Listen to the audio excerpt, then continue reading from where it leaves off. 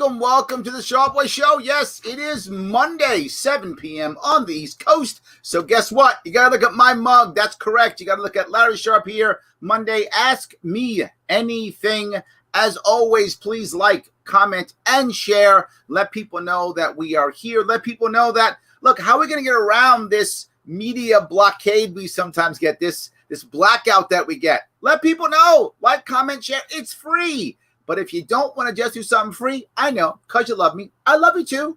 Head over to my Patreon account, patreon.com/sharpeway. Give what you can give the support, $10, $100 if you got those big dollars. I hope you're all super wealthy and you can throw me $100 a month. That'd be amazing if you can. Keep this show going. $10 is fine. But if you can't do that, no worries. This part's free. Head over to theadvocates.org. Take the world's smallest quiz. If you haven't, if you're already taken it, no worries. Share it with someone else. Have someone else take it. Still works, helps us, keeps my sponsors happy, and is free. So dollars or no dollars, you can still help the show. So thank you so much. Please like, comment, and share. The thing I want to bring up today, as I was watching TV a little bit this weekend, but I try to watch some local news here in New York City. And what I was seeing was heartbreaking. The things I was seeing was heartbreaking. Watching how New York City is going to shut down even more, that we're having all kinds of problems here, and people are starting to become desperate. How do you know this? Because people on the left and people on the right are both fighting cops. When that starts to happen, you know people are desperate.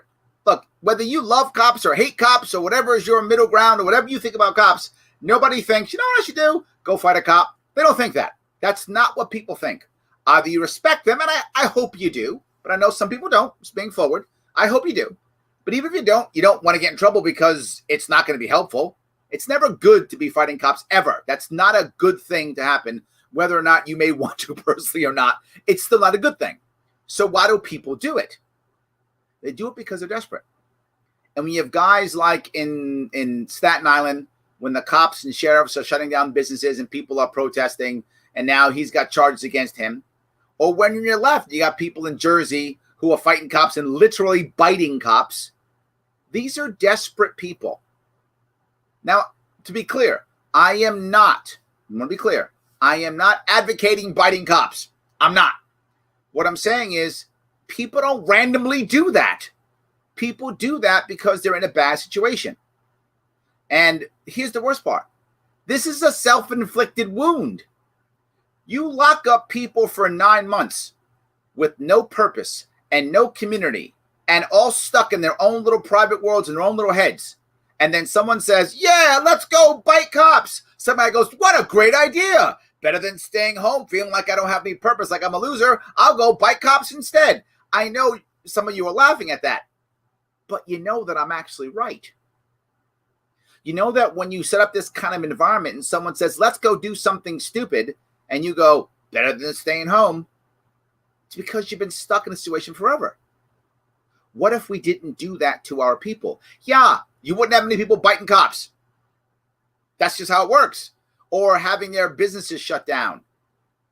And the worst part is, this is a totally self-inflicted wound, meaning the government has said, we're going to crush you.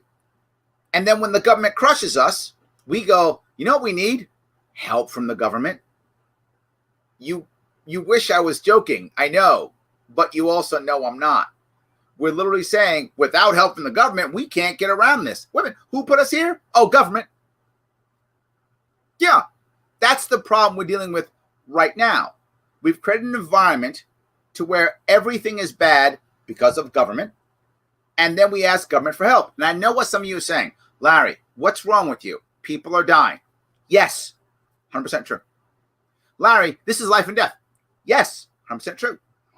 Do you know what is more important than people are dying or life and death?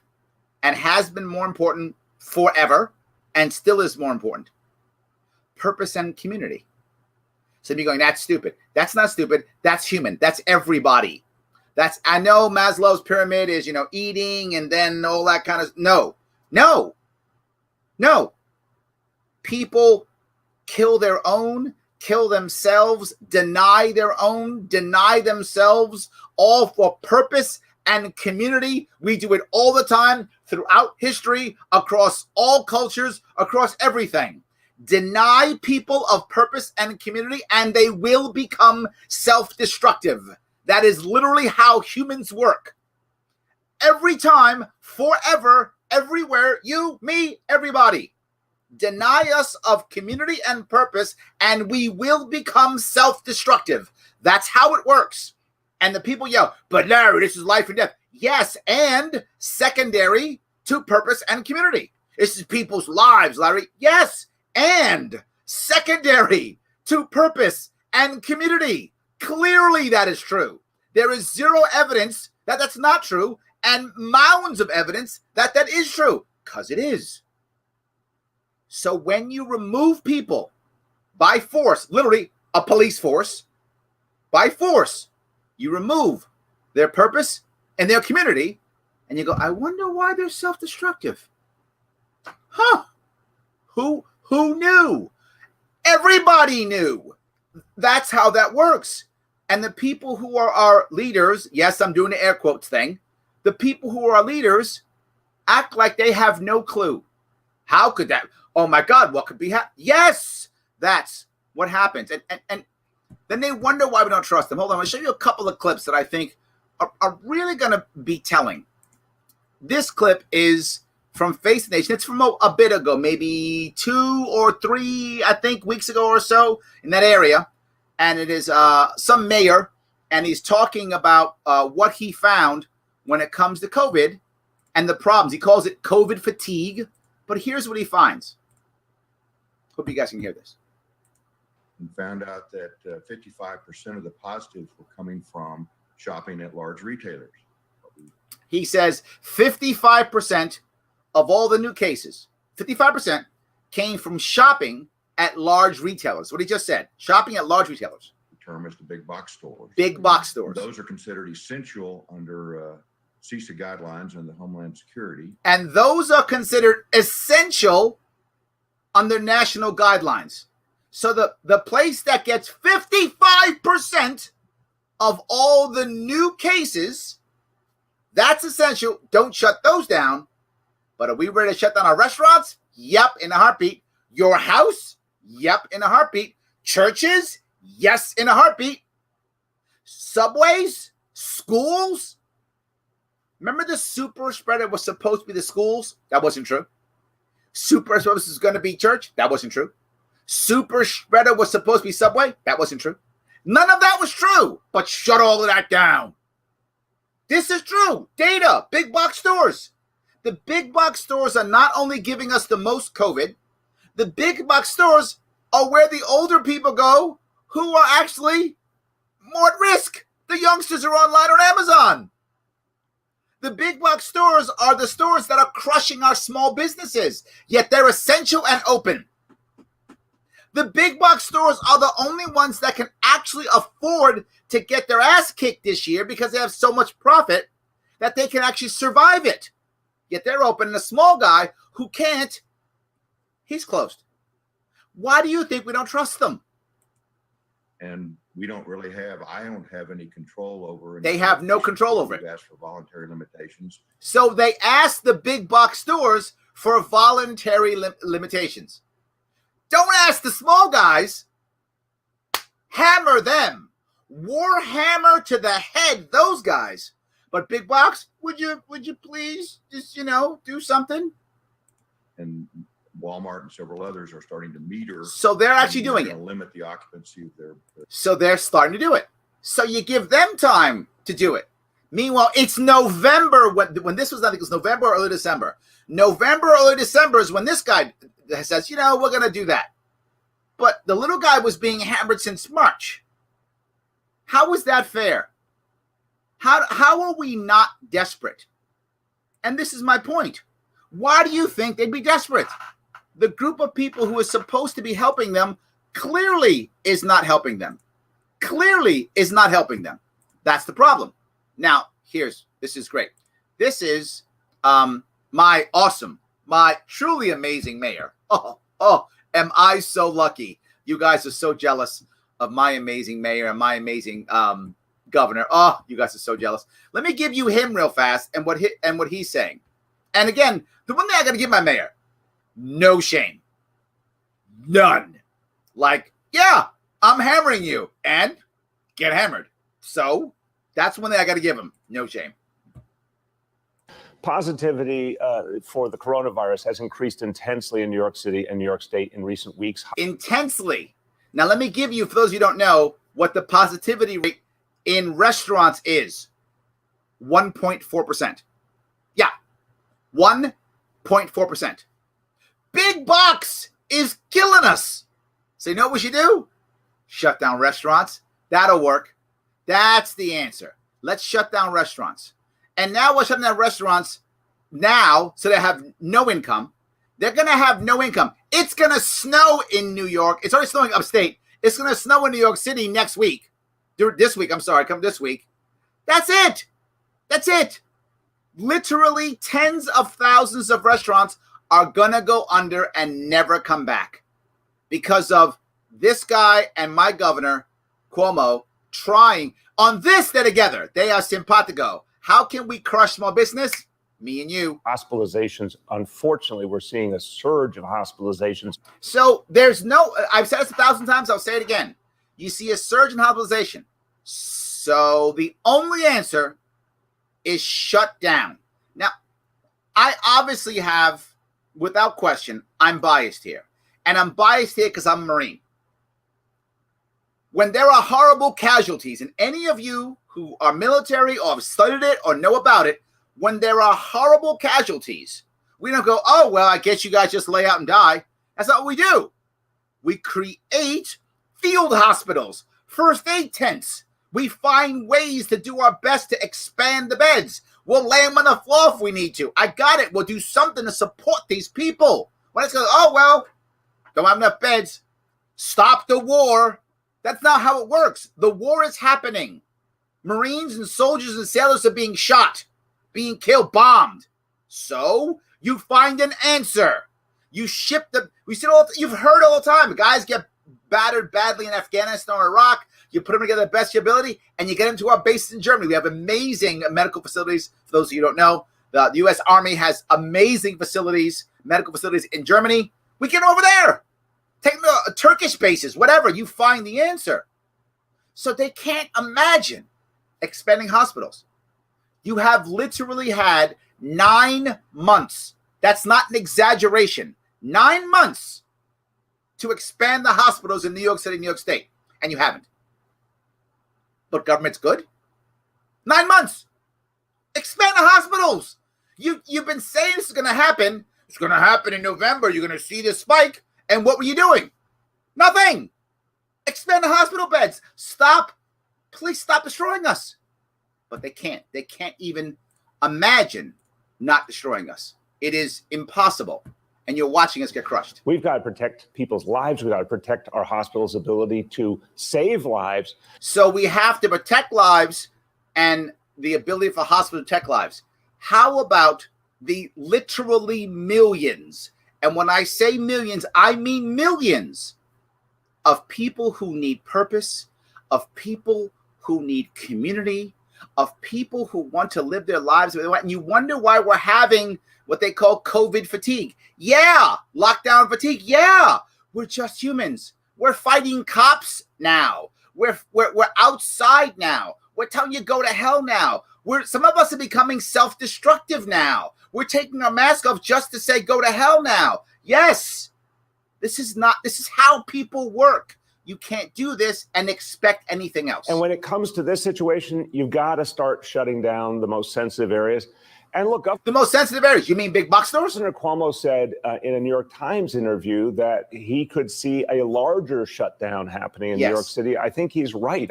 He could see a total shutdown of New York City. I'm not joking. For several weeks. And this is our mayor who should be defending us and saying, hell no, governor, we're not shutting down. You better send in the state troopers who will fight my New York City cops because we're not shutting down. You better have that happen because you're not crushing my city. He goes, no, he's right. Shut it all down. That's my mayor. Yeah, shut it all down. I think that's something we have to be ready for in the coming weeks, because this kind of momentum that the disease has right now, we've got to stop it. Terrible. This is our biggest problem. This is our biggest problem. And I'm sorry, the biggest problem here is not actually what they said.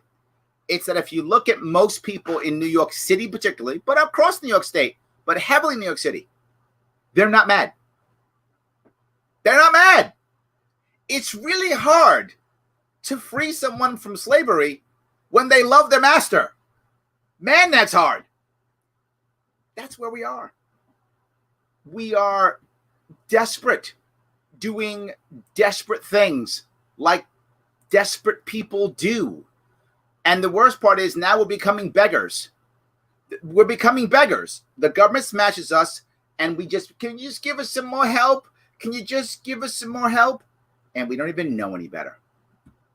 I know I yapped for a while, guys. I apologize, but this is something that was been bothering me.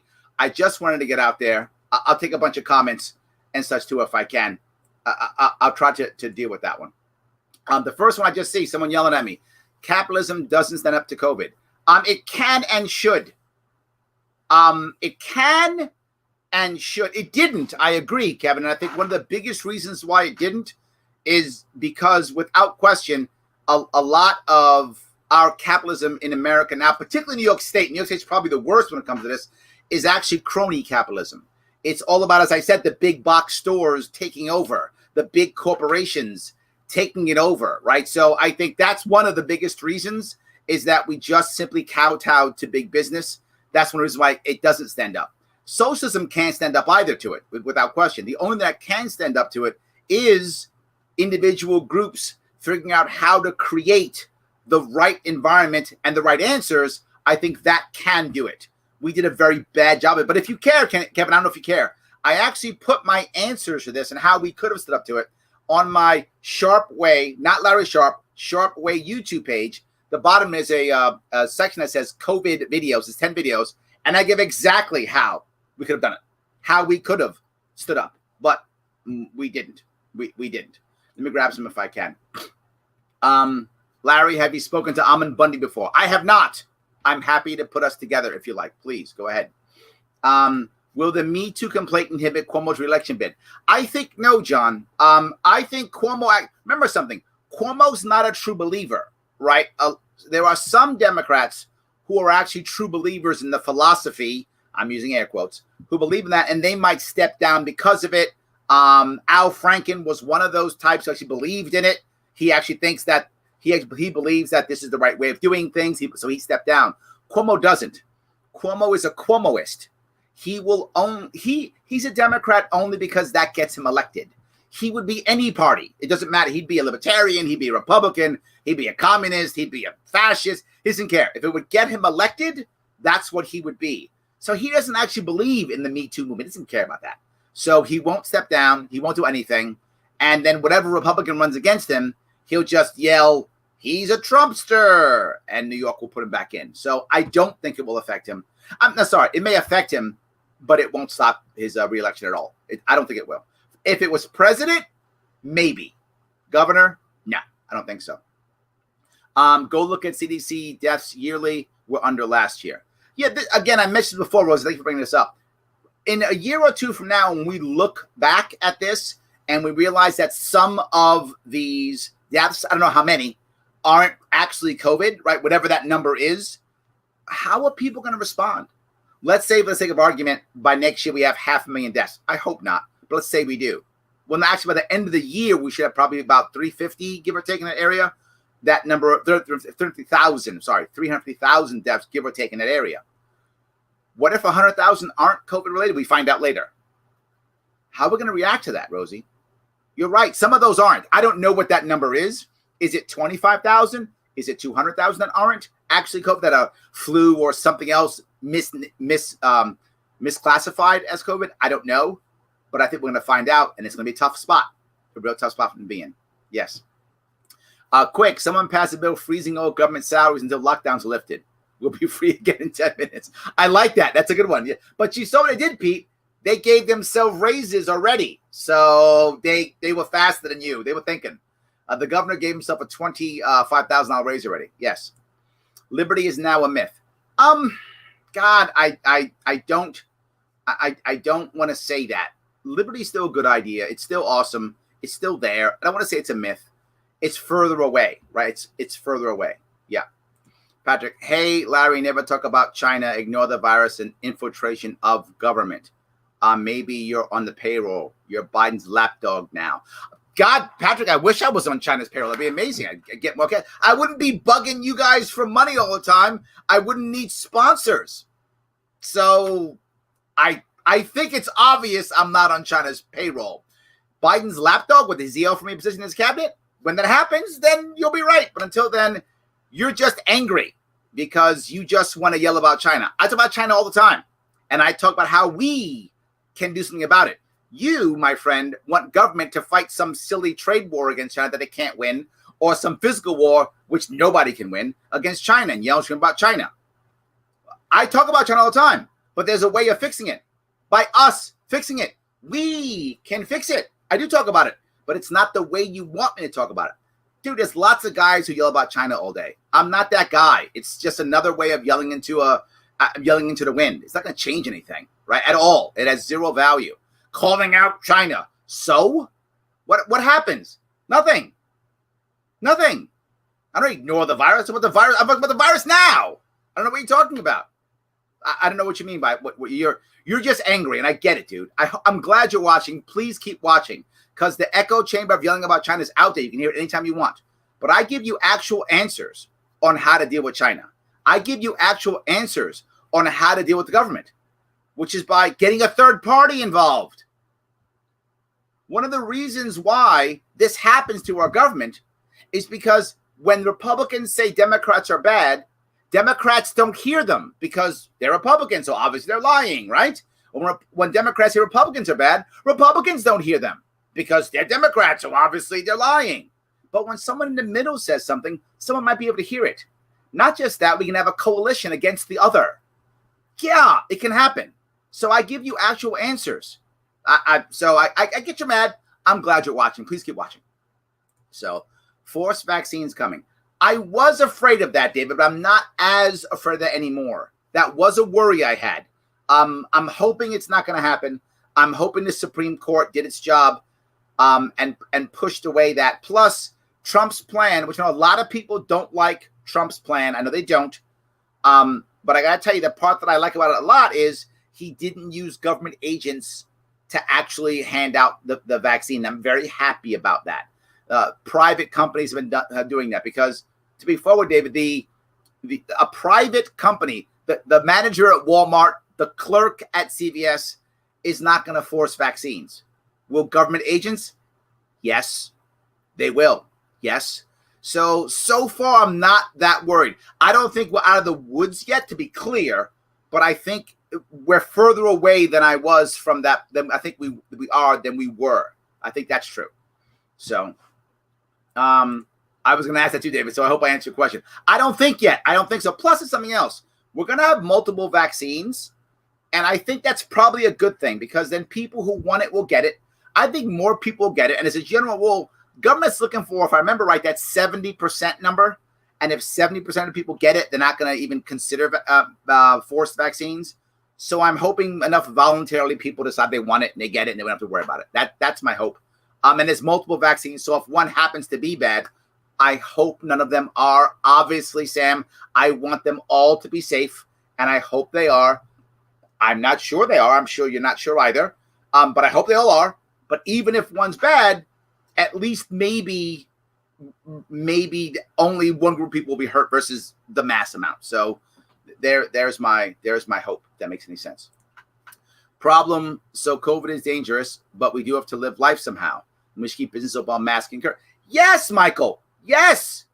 And I think the idea that people say no one will pay attention, no one will do it. If for those of you who are in New York City, if you watched it, I posted pictures on Facebook before the lockdown of companies and retail stores actually putting up, barriers already and having 6-foot rules and wearing masks. Voluntarily, they were doing it already. right? They were already doing it, and we should have let that work so that we could have found out what actually works and what isn't working. But Larry, you're cruel. People are dying. They're dying now. It's not like our system was so damn good that it stopped everybody from dying. Our system wasn't that great anyway. But if we'd have done what I said 9 months ago, within 6 months, we would have known exactly how to do what Michael's talking about. Function in a dangerous environment with the minimum deaths possible while protecting those that we know are vulnerable. Still to this day, I think it's 45% or 40%, I'm sure someone will correct me, in that area of all the deaths from COVID came out of nursing homes, out of long-term care facilities in some way, shape, or form. And still the vast majority are people over, is it 65? I forgot the number, but over 65 who have pre-existing conditions. So we know they're vulnerable. I mean, that's crystal clear. Let's protect them. Let's protect them instead of getting angry at people who, 20-somethings who stay late in a bar at night, right? Oh, the bar's open till 11. Oh, my God. There'll be people dancing and singing and such. Yes, and they're 20-somethings. And the odds of them getting sick and dying are slim to none. Probably won't get sick. If they get sick, probably won't die. And as long as we let them know, grandma, grandpa, dangerous. If you're going to hang out dancing and singing all night, which 20-somethings do, whether we allow them to do so or not, they're going to do that. So when they do that, let them know. Stay away from grandma for 14 days. Stay away from grandpa. Maybe don't talk to grandma, grandpa in person for like 2 months. Then dance and whatever the cool kids do. I'm old. I don't go on this stuff, but people do. I think we absolutely could have done that. So we've decided let's shut down restaurants after 10 because you know who's in a restaurant after 10 p.m.? People from nursing homes. 70-year-old men and women who have pre-existing conditions. They're hanging out at bars and clubs at 11 o'clock at night. When my mom was ill, when she was in her 60s and ill, she was in bed by 9:30 at the latest. At the latest, she was in bed by 9:30. And if you have elderly parents, you know what I'm talking about. If they're sick, they're asleep way before 10. It's you're totally right. It's crazy. Yes. Will this Cuomo allegation prevent him from gaining a federal position? I hope not. I have a feeling that came out because many of you may or may not know Cuomo is part of the short list for the attorney general. But I don't think that allegation will matter. They've already attacked the woman already, right? And said she's a disgruntled employee because it's fine when Cuomo does it, but anybody else, they're a bad guy. But Cuomo, she's terrible, she's a bad person.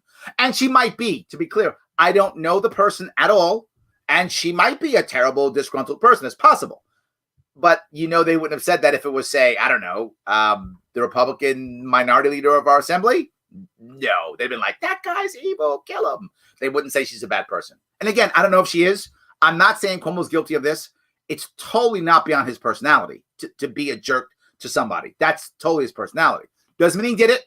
Doesn't mean she's not a bad person, a good person. I don't know her at all. I don't think it will affect it. My gut tells me, and I've said this literally months ago, Cuomo, I believe, my opinion, I have no proof of this. This is just my opinion. Cuomo and Biden have or are still having talks about how much money can Biden get to Cuomo. If Biden believes he can get big chunks of cash to Cuomo, then Cuomo will stay as governor because he'll float him, right? The problem that they're having now is the Georgia elections. That's why it's so slow. The Georgia elections don't happen till January. If the Democrats win the Senate, Biden's going to be Uncle Joe writing checks. You can guarantee he is going to be a check writing fool. So he'll be writing checks all day long. And as he writes checks, he's going to throw them to New York in certain ways or cronies or whatever, and he'll float New York. If the Democrats don't win both of those seats, he may not be able to promise much money to Cuomo, in which case Cuomo's bailout is become the AG and he bails out of the state. So I think that's the most important piece on whether Cuomo becomes the AG or not. Does he believe he can get bailed out? Biting a police officer. That happened in Jersey. Yes, more than one bit a police officer, Tony. That's not mentally disturbed. Desperate, Tony. 9 months with no purpose. 9 months, and the only community is a nutty community that says, let's go yell at cops. And they go, yeah, it's that, or I guess I'm playing more, Is Halo the cool game of the day? Call of Duty? What's the cool game? It's that which I'm ready to just, forget my life, or I'll go bite some cops. And they said, yeah, let's go bite cops. When you don't have purpose and don't have community, Tony, bad ideas just seem good. I know that sounds dumb, but you guys know it's true. When that's where your head is, bad ideas just sound good. So yes, absolutely.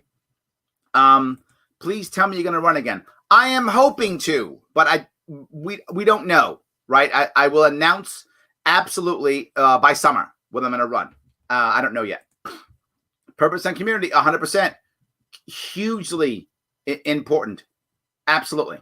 Yes. Cuomo and Blabio, good. We'll have a field day with these vaccines to control the sheeps and lab rats. God, I hope you're wrong, David. I hope you're wrong. I'm not saying you're wrong. I'm saying I really hope you're wrong. I really do. COVID is a world-class scam.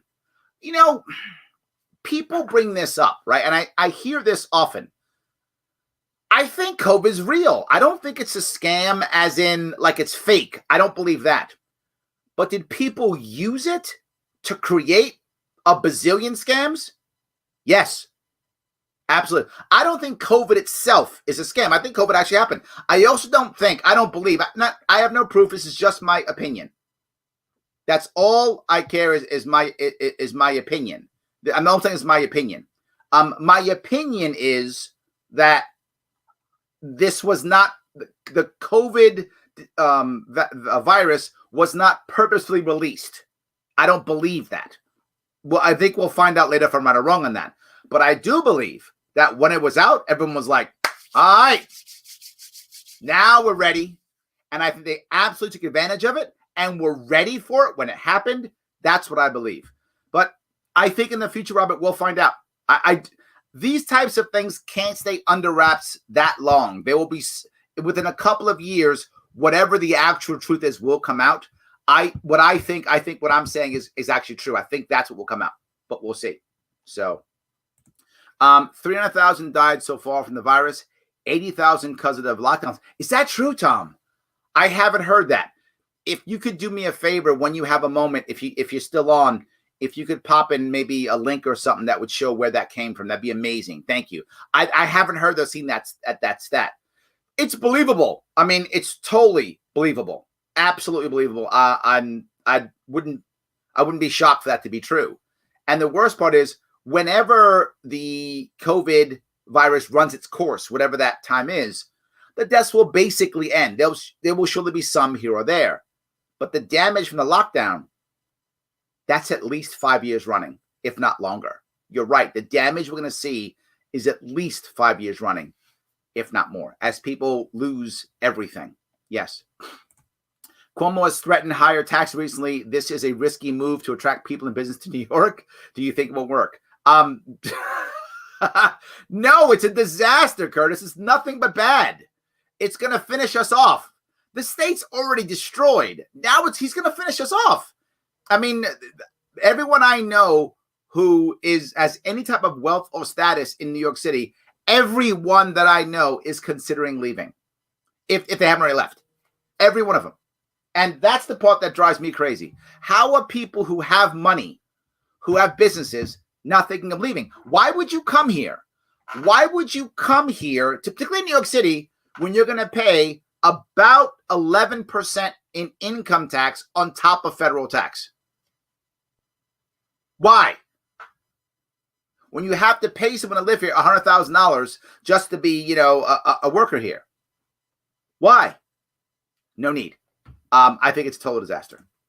Delete the comments. So libertarian. Who's deleting comments, Patrick? It's not me. Your comments. I'm the guy doing this. I'm not deleting the comments. I'm reading yours. I think you're confused on that one. That's it. Yes, that one maybe that you're confused on that one. Yes. Larry's a real politician. Thank you, brother. I appreciate that. I try to be a leader in politics. I try to be a leader. I do. It can be challenging sometimes. Yo, Larry, who was your favorite president? I'm going to go with one I hate the least versus favorite. And I'm going to go with A very trite answer, I know, but I'm going to say it anyway. It's Washington. And whenever I say that, people get mad. He was a slave owner. He was 100% slave owner. Yes. The reason why is not because he owned slaves. The reason is because Washington had the opportunity to be an actual tyrant, actual royalty. And he said no. And people, libertarians go, well, the Whiskey Rebellion. Yes, which was nothing for his time. I try to measure people against their peer group, right? Who are their contemporaries? Who is their peer group? What Washington did compared to what his peer group would have done? Nothing. Nothing. He was Gandhi compared to his peer group. That's all I'm saying. If I judge him by his peer group, I have to give him props for that. And he stepped down from power. He was the first peaceful transition of power. That's amazing. This is the 1799 when he stepped down. I forgot when he did. 1790 something when he stepped down, right? When he stepped down, he didn't have to. He could have said, I'm not stepping down, I'm staying. What are you going to do? We would have said, fight a war? Nah, fine, you're king. We wanted you to be king anyway, so just be king. That could have happened. So that's why I would say him, because that's the precedent that we needed for this country to survive. That's why I say him. So 272 days to flatten the curve. That's all we need, Pete. I know it's 272 days. If we just do 14 more, see, 286 days. God, get with the program, Pete. 286 days, flatten the curve. Done. Absolutely. Perhaps the time has come for police chiefs and sheriffs to stand up and refuse to enforce unconstitutional laws and mandates. William, I cannot agree more. Yes, I think it's totally true. I think at one point you just got to say no. At one point, and I get it's hard for law enforcement. Don't get me wrong. I get it's hard. I do. And if you're a cop now, do you want to go, I quit, or I do something, I might get fired in this economic environment? I know it's tough, which is why I'm not asking the soldier in the field, the equivalent, the cop on the street, to make that call. I'm asking, as you said perfectly, William, the police chiefs and sheriffs. I'm asking them. The sheriffs can't get fired, right? They basically get, they don't get voted out or not. In a lot of counties, they're not getting voted out. In fact, the reverse. You stand up against Cuomo, we're going to double down. You're getting bigger, a bigger vote total. Police chiefs might get fired. It's possible. But if you're a police chief, you probably can withstand. I hope. Okay, not every police chief is true. Many police chiefs are set up to where they can survive if they get fired or lose their jobs or whatever. They can find work someplace else. That's something they can do. If just enough of them who are in that financial position to where they could do it would step and go, no, I'm not doing this, right? The oath I took is to support the Constitution, not some tyrant, not some guy who's mad. I think you're right. I don't know if we're going to see it. And I think one of the reasons why we're not going to see it is most of the people aren't even asking them for it, William. At least here in New York City. I'm clearly biased by where I live, right? The area around here, you don't wear a mask, put them in jail. New York City doesn't even care. Except Staten Island, of course. So yes, absolutely, yes. How do we go from 2 weeks to flatten the curve to we may not even be able to go back to normal even with the vaccine? Yeah, Paul, because they lied to us up front and then wonder why we don't trust them. They've lied to us for 9 months and then wonder why we don't trust them, right? Absolutely. Screw that. I'm going back to normal when the vaccine is widely available to everyone who wants it. I'm with you, Paul. I'm in. My mask broke in the store today and it felt like a titty popped out. Oh my God, I'm stealing that story, Chelsea. That is an awesome story. Thank you. I love that. It's so good. Politicians never pay attention to hardcore data. Not when they can take control of stuff. As libertarians, remember there's 2 episodes of business. Your business and none of your business. Very true. Absolutely. 100%. A Walmart in Denison, Iowa was metering people during the first wave of COVID-19. Yeah, I'm not sort of against that, right? I think we should have done this for all of the businesses, simply ask them to do so. And again, the thing you hear me talk about all the time, transparency, right? Don't lie. If you're going to put your policies or your rules or your procedures, and you're going to list them out and say, we are agreeing to do A, B, C, D, and E, and you're lying, that's fraud, David. That's a crime. If I'm going into your store and you're telling me what you're doing and you're not doing that, that's fraud. That's a crime. I made a choice to go into your store because you said you would do these things. You won't do them, you're in trouble. You're doing them and I get sick or whatever, that's on me. As long as you're doing what you said. As long as you are transparent in what you're doing and how you're doing it, I'm good. I then have the option to do whatever I want to do. That's the issue. Yes. So the small businesses are cannon fodder for St. Andrew de Cuomo. Yes. Yes. Absolutely. F New York will never go there. Anthony, here's what I would ask you. When this is over, I don't know when that's going to be. I hope soon. New York City is an amazing place to visit. And I tell everybody this. It's a beautiful place to visit. We've got so much history. We've got Broadway. We've got the Yankees. We've got MSG. We've got the Statue of Liberty, Freedom Tower, downtown, the best restaurants, if any, exist after this. We've got Empire State Building, so much great culture. There's lots to see here in New York City. You should come visit when it's over. You may not want to live here. I get it. I hope I'll still live here. But it's a great place to visit. It really is. It's amazing. It's amazing city to visit. You should come. So, yes. The news needs to have the death count very newsworthy and positive. I do see that, Brandon. Like you particularly see it. I think CNN's probably the worst with this one. CNN has a ticker that just keeps going. Just keeps going. It's like all COVID all the time. 100%. Yes, they actually keep that. So, de Blasio literally asked a petulant child, I have family in a marriage department. He won't work with his own department because he criticized him in an open letter. Yeah. I've heard that more than once. De Blasio's not a popular mayor. That's for sure, but he doesn't care. He doesn't care. No shame and no brain, de Blasio. He didn't know that he changed. I didn't know that he changed his name and worked for us. And he did. Yes, his name is Wilhelm. Is that right? Yeah, German name. Wilhelm, I think is his name. And then he changed it to de Blasio, adopted father or something like that. He picked up that name. So yes, some of you don't know that he did change his name. Absolutely. So let's take a cue from China and weld the big store shut. Look at that. You're going to make some people angry about that China stuff. Make some people angry. Don't get them all mad. Yes, absolutely. Cuomo warns of tremendous tax increases to offset the state's budget gaps. Yeah, because that'll help get more revenue. Because you know what happens when you tax the rich every time? They happily pay it. And they give a lot of their money away to help the poor. That's happened every single time we try to tax the rich. It always works with one minor exception. With the exception of always. With the exception of always. It works all the time. Yeah. Because it never works. Ever. But we keep trying. Absolutely. What's happening is criminal. I see no solution but the militia. You know, Jay, I don't want to believe you. I'm not saying you're wrong. I'm saying I don't want to believe you, Jay. I don't want to believe the only answer is that. I want to believe that when we show people enough hope and give them good enough ideas, that just enough will begin to turn. And the thing about something like this is it doesn't take 51% of us to turn. It doesn't.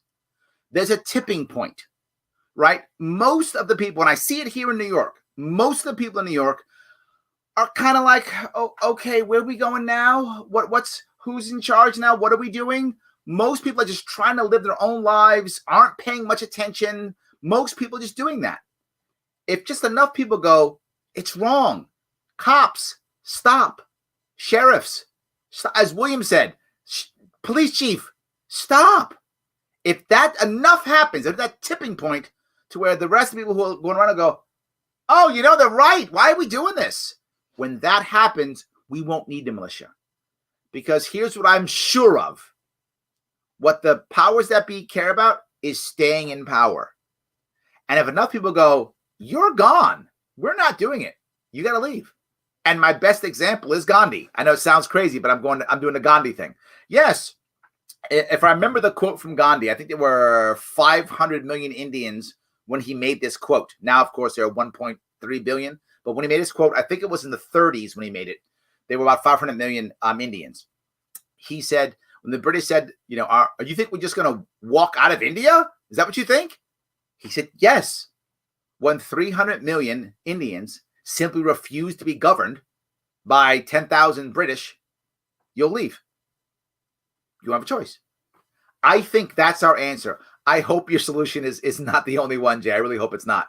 I hope if enough of us go, no, they have to change. That's my hope. So, Pete, 27 trillion. It is going, Pete. Yes, it is. Absolutely.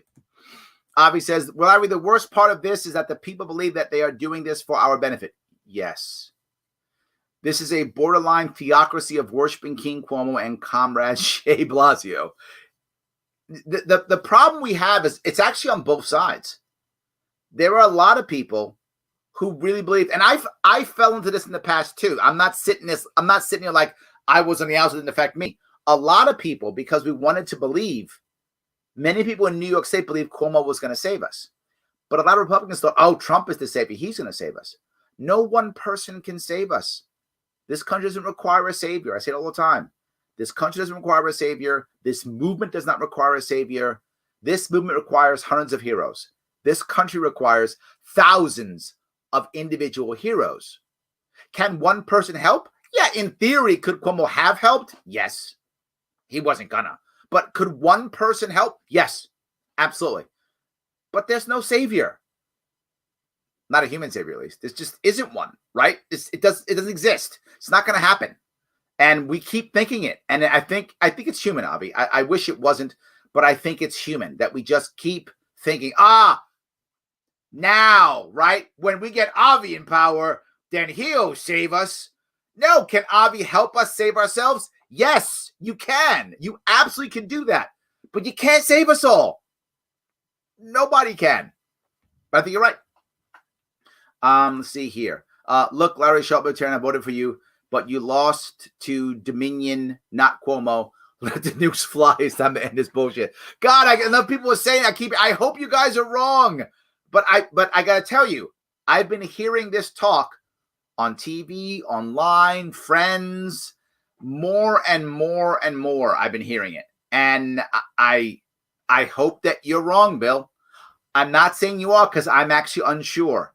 I hope you're wrong. I hope we can find out that, generally speaking, conspiracies like this in today's world can't last that long. They just can't. Someone gets something out, it comes out. I'm hoping it comes out. And again, that tipping point happens and we can fix this without letting the nukes fly. That's what I hope. We'll see, though. Maybe I'm wrong. Look, if you're going to tell me I'm an optimist, guilty as charged. Yes, I'm an optimist.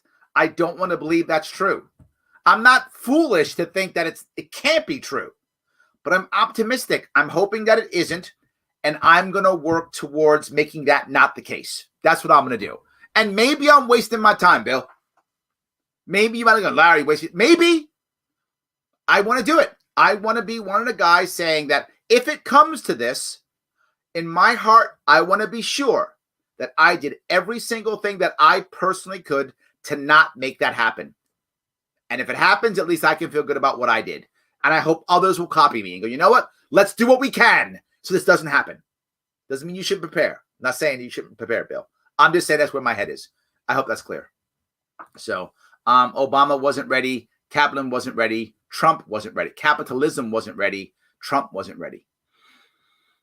I'm not sure where you're going with that. Are you saying we weren't ready for COVID? I think that's 100% true. I don't think anybody was ready for it except to take advantage of it, right? But to defend against it, I think you're right. We weren't ready. 100% we weren't ready. Yeah. And that's my point about the war on drugs that I brought up earlier, right? The war on drugs puts people in bad situations. It puts people who get addicted to painkillers in a situation where they have to go into black market or they have to deal with horrible withdrawal symptoms. They become desperate.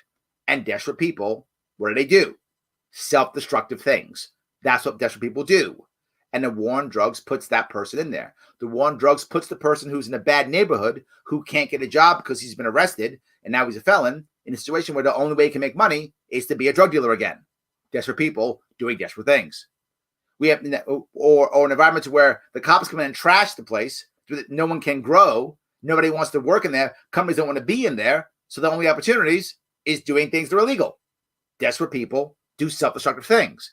That's the same thing. That's why this war on drugs, which is a total disaster, because all it does is make desperate people do desperate things. The war on COVID does exactly the same thing. It forces desperate people to do desperate things.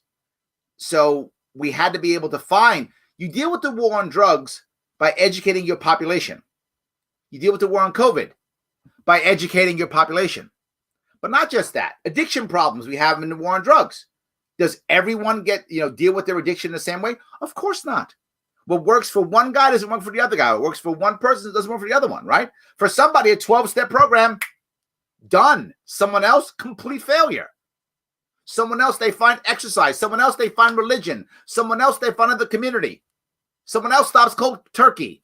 There isn't a one-size-fits-all for that, nor is there a one-size-fits-all for COVID. They're very similar. Government overreach in the war on drugs creates a desperate situation so that people act desperately. Government overreaction in the war on COVID creates a desperate situation so that people act desperately.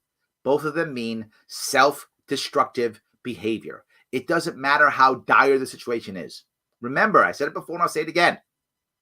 Purpose and community are primary in humans. Number one. Life and death, Larry. Yes.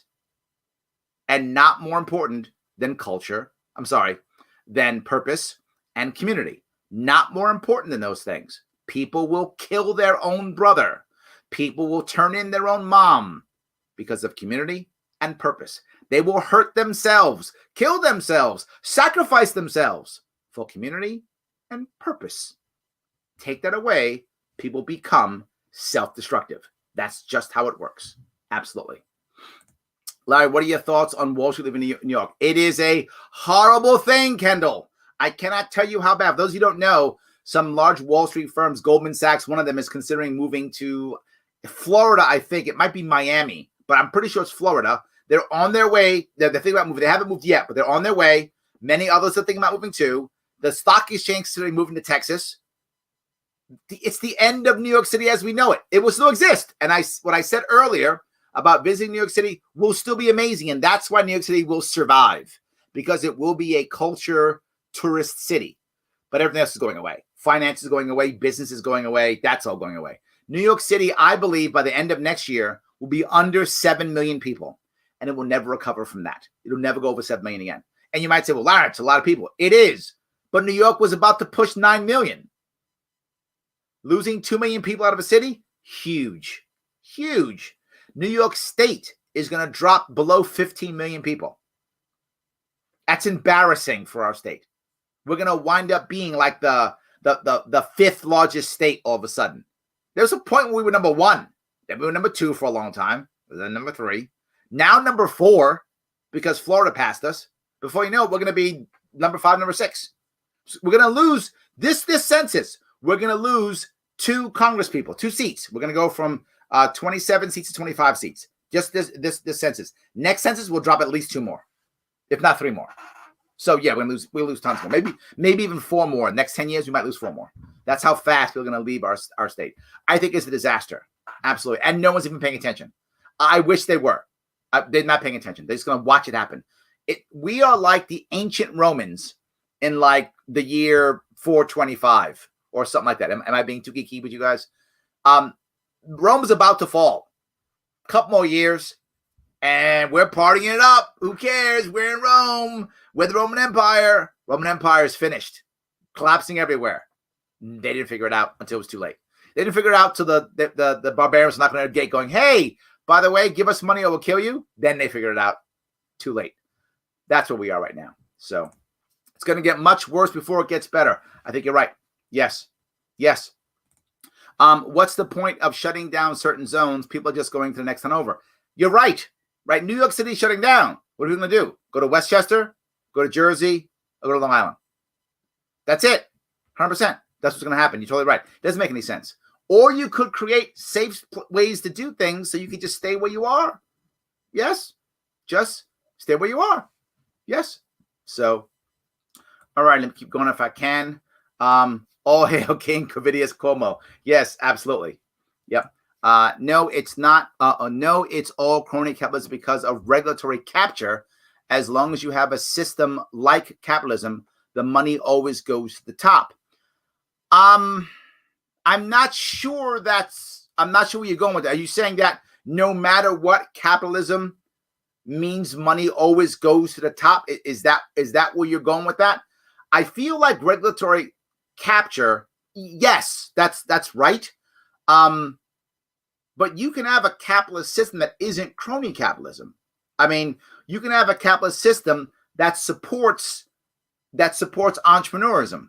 An example of that probably was, there aren't that many good examples of the before with you, but I think probably a good example of that was probably Hong Kong about 20, 30 years ago. That was probably a decent example. In theory, Singapore, but not really. But in theory, I mean, they're capitalists, but they're very much about top-down control, but they tend to support entrepreneurism decently. They're not bad at it. Taiwan's not bad at it, but we used to be really good at it. And certain states are better at it. Wyoming is probably one of the best states that we have. That's probably the best at it right now. Wyoming is that. Not people going to Wyoming because Wyoming is exploding because of that, right? As you allow more entrepreneurism, you find that to be the case. Silicon Valley used to be really good at that. Now they're mediocre because the big tech basically buys everything now. And that's because of regulatory capture. So I'm not sure they're the same thing. Money goes up, it does. But as long as you don't, as a general rule, when the money is just in large organizations, if organizations don't control government, if you have a government that is more of a libertarian government to where it doesn't matter how much money you give the government, if the government doesn't have the power or the culture to impose rules and regulations, it's irrelevant, in which case they won't give money, right? If you had a tax code that was just flat no matter what, where you had no exceptions, half of your lobbyists would go away overnight, right? Because half of the lobbyists are there because they want to change tax code. If you just have a rule, tax code is one thing and that's it, half will go away immediately, right? Just, you can't mess with the tax code. So you could create that kind of capitalism right there that would change that piece. If there was no regulatory issues, it was just instead, if you change licensing instead to credentialing, just doing that would increase the odds of the little guy moving to the top. People would only jump on the little guy bandwagon if he or she had the great idea that would then break the monopoly.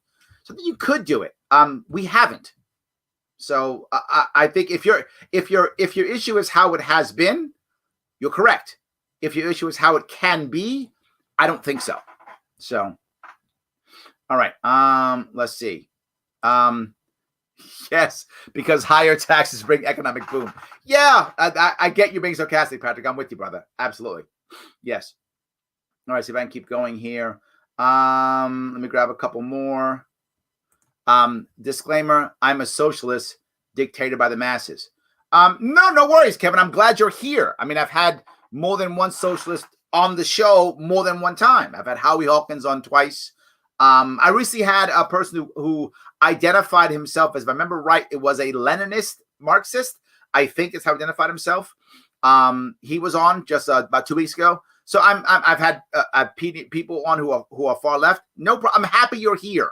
And I get what you're saying. I think we could find a common ground as long as that dictatorship by the masses piece was local, voluntary, and people could leave, right? I think you could absolutely do that. And that's kind of what Howie Hawkins was talking about in theory. So no worries. I'm glad you're here. Please keep watching. Family law destroys millions of lives in dozens of ways. COVID isn't the pandemic. Fatherlessness is, and the family law is a disease. I can't fight you on that one, Chris. You're right. And this goes back to what I talked about maybe last week. What is crushing our nation, what is killing our people, is three things: lack of purpose, lack of community, and loneliness. And fathers are a part of that, right? Fathers help children create purpose. Fathers help children have a community, right? Not that mothers can't do it. Of course they can. But it's a whole lot harder for just mom. A whole lot easier when it's mom and dad. And some kids don't respond well to their moms. Some respond better to their dads. So clearly, plus the dad himself. If he doesn't have his family, you've just shot his purpose. His family, where's his community? Well, now dad wants to be self-destructive too. And when kids see dad be self-destructive, remember something. Kids don't do what we say. Kids do what we do. We can say everything we want. They're not going to pay attention. They watch what we do. So if we start acting in a self-destructive manner, don't you think kids would? Yeah, absolutely. And something else to remember. Kids want attention no matter what. They want attention. This is normal. It is human. They want attention. If they won't get it from positive, they'll take it negative. They'll take it negative. Larry, they don't want to be beaten or hurt. Yeah, better than being ignored. Never forget something in your life, my friends. If you remember this, I think it will help you tremendously. The opposite of love is not hate. The opposite of love is apathy. If you're in a relationship and he or she is still yelling at you because they hate you, you still got a chance. When they start going, I don't care, sleep with someone else. I don't care, leave the house. You're finished. When they don't care, relationship's over. When they're mad at you, you still got a shot. I mean, it may still be over, but you got a shot when they're angry. They're not angry anymore. They're like, whatever, go, bye. It's over. When your kids think you don't care because mom or dad are alienating you, and they're saying, oh, dad doesn't love you, dad doesn't care, when they're saying that, which is almost always a lie. But when the mom or dad says that to the other, right, whatever the case may be, remember, dads do it too. Just more moms statistically than dads, but dads do it too. And the biggest reason is courts overwhelmingly give the kids to the mom compared to the dad. So that's why it's often moms compared to dads. When they're alienating, what do the kids do? Oh, dad doesn't love me. He doesn't want to pay attention to me. I'll show him self-destructive to try to get the dad to come back in their life, to try to get mom to give him more attention. Happens all the time. When you set up an environment to make people desperate, they act desperately. And when that happens, they have no community and purpose. They are self-destructive. Note the common thread, this entire show, it is just human. Thank you, Chris, for that. I appreciate that. Yes. So, is it possible? Is there a way to find out the number of beds available December 2019 compared to December 2020? Good question, Colin. I don't know. Good question. I'm sure there is. Guys, my team, some of you are watching. Some homework. If you take care of that, if you don't mind, I appreciate that. Yes. So, did Cuomo really give himself a $25,000 a year raise during lockdown? Yes, he did. Absolutely. Patreon.com/Sharpe Way. Funnel funds to Larry via China. Yes. Joe, get me in trouble, Joe. Look at you. Get me in trouble. It's fine, though. Do Patreon if you want to. I love it. But not just that. There's another way you can also. If you guys, for those of you who want to help out the show without having to go to Patreon, please go to Patreon. If you have the money, please do so. There's another way. You could, if you want to, go to one of my sponsors. Listen to this. Hey, it's Larry Sharpe, host of the Sharpe Way Show. Want to talk to you for a couple of seconds only about CBD products. Look, if you think that they should be part of your health regimen, or they already are, you're dealing with maybe pain or anxiety or some other issue, head on over to grownselection.com. Check them out. They're a libertarian-owned company. They understand that you own your body and should treat yourself the way you think you should be treated. Of course they do. You do too, and so do I. So head over there, check them out, look at their CBD products. If you think they fit your health regimen, put in Sharpe Way 20 and get 20% off your order. Look, I want you to support the Liberty Movement, libertarian-owned businesses, and the show. They're a sponsor. If CBD is or should be part of your health regimen, grownselection.com. Check them out. Purchase Sharpe Way 20 for 20% off. Support the show. Support the movement. grownselection.com. That guy's smart. Nice shirt, too. So, yes, thank you for that. I do appreciate that. Oh, I'm sorry, John, $26,000, not 25. Absolutely. Yes, 100%. That's very true. So, all right. If Larry supported China government policies, he'd be the opposite of where he is and the advocates that are. That's true. Yes, 100%. That's absolutely right. 100%. Yes, that's funny. So let's see if I can grab some of these. Walmart parking lot was full of cars today. I ordered via my Walmart app and used pickup. Was there for about 10 minutes, if that, from entering and exiting parking lot. Yeah, I'm not against Walmart being open, Joe. I'm not. My problem is shutting everybody else down, right? That's my problem, shutting everybody else down and just letting Walmart stay open. I'm actually glad that Walmart has tried to do things that make people feel safe and allowing for, pickup. Because again, what if you're a 60-something, person and you have pre-existing conditions and you don't want to go into Walmart because you might get COVID and you might die? I got it. Be able to use the pickup app or whatever, 100%. But if you're 20-something, you want to go into Walmart and buy some, go buy some Walmart. Put your mask on in case there's older people there who are working there or something, all right, whatever. I get it. Some people have to work, right? Just because you're 65 doesn't mean you're retired. Some people have to work. You got to work there, keep your mask on, keep your 6-foot distance. I'm fine with that, right? I don't want people to think that COVID isn't a real thing. It is a real thing. It's just, it's not as deadly to everyone as it is to some. It just isn't. And we have to realize that you have to make a decision based upon on what you think is important in your life, what is critical in your life, and how you want to live it. And only you get to decide that, not me. I'm happy about all the skepticism towards Big Pharma lately. Yes, Tracy. See, you found a wonderful silver lining to this. I completely agree. This is a good thing that we're a bit more worried and concerned, as we should be. I don't want us to diss Big Pharma completely because they do some good things and they can do even better and more, but only if we demand it.